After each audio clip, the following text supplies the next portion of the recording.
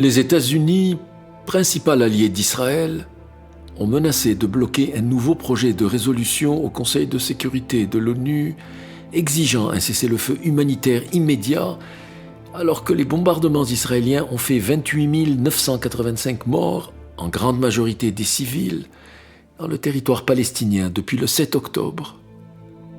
Voilà ce que je lis ce matin dans la presse. S'ensuit bien sûr les sempiternels babillages habituels, le même blabla.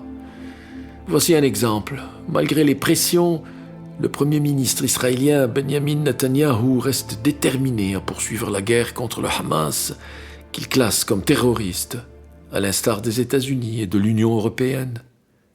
Et puis tiens, ce paragraphe qui devrait faire frémir d'horreur n'importe quel être humain, un tant soit peu normal. Un médecin de l'hôpital, Ahmad Mohrabi, a raconté avoir fui avec sa famille, des patients et des membres du personnel médical après l'assaut israélien. Avec ma famille, on a marché 10 kilomètres dans la nuit et le froid. Il ne reste rien à Khan Younes, rien. On se croirait dans un film d'horreur.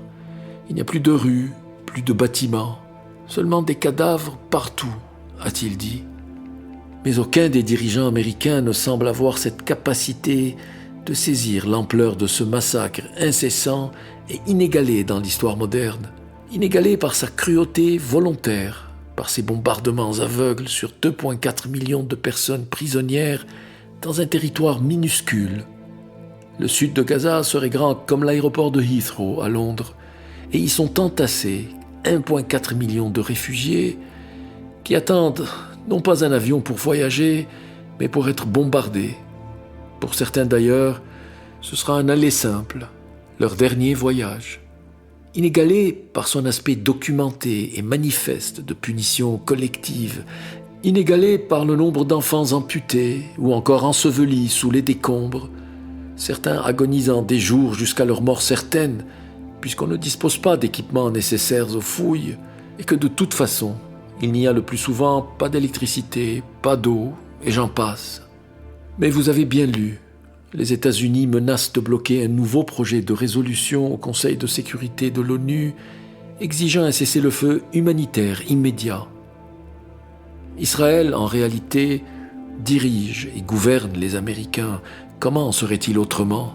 L'Angleterre aussi, aucun doute là-dessus. Ce sont ces deux nations qui représentent en réalité l'axe du mal. Sans leur soutien aveugle à la barbarie sioniste, il n'y aurait pas de génocide. Point final.